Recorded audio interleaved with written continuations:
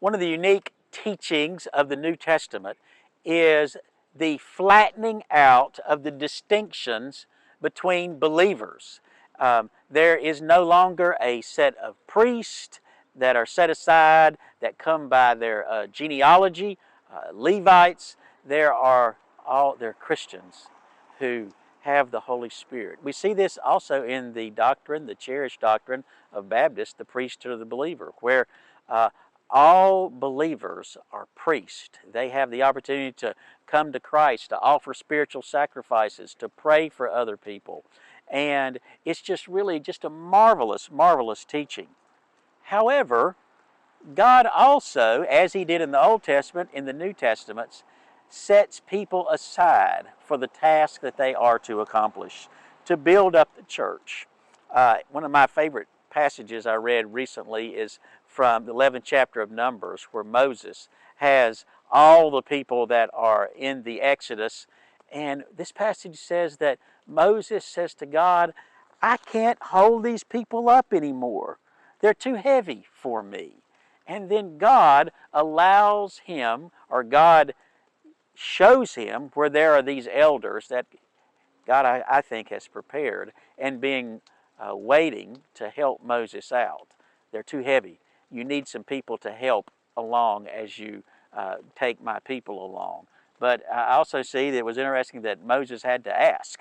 And that takes us to a passage that I think also exemplifies this. This is the 6th chapter of Acts in the beginning of the church, where there's a problem. And it's odd how, or interesting too, how many times problems become opportunities we see in the New Testament. And it says that the Hebrew widows and the Greek widows, they're both part of the church, Greek speaking. The Greek speaking widows become upset because they're not getting enough food, because remember, they're likely cut off from their Jewish family and from the synagogue. So what happens? The apostles say, we're going to set some people aside, and they place their hands upon them and lay their hands on them, and they talk about these people, these 6 men who are filled with the Holy Spirit. They're people who have shown how they are willing to help. So here's one of the things I want to mention today before we go. The church does not draft people because they look good.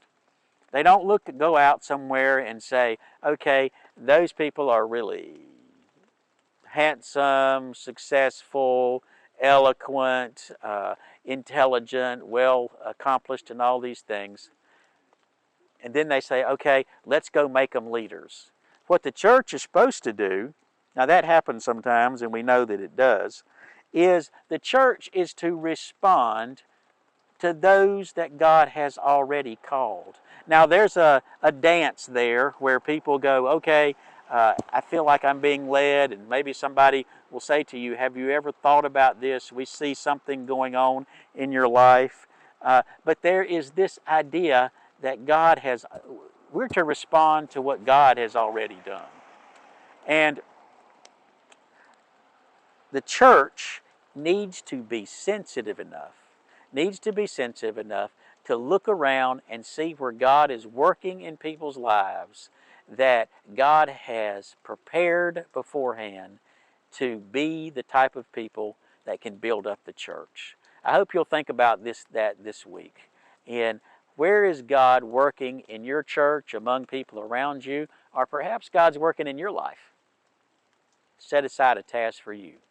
Listen, I hope you'll think about that, and God bless you. I sure hope to see you soon, maybe when it's sunny. Take care.